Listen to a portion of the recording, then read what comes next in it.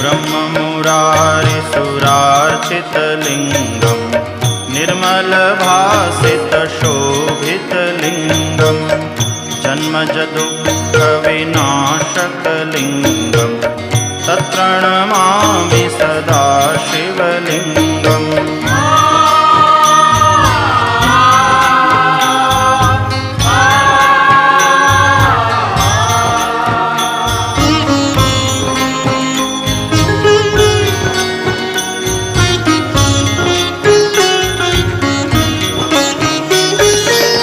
देवमुनिप्रवरार्चितलिङ्गं कामदहं करुणाकरलिङ्गं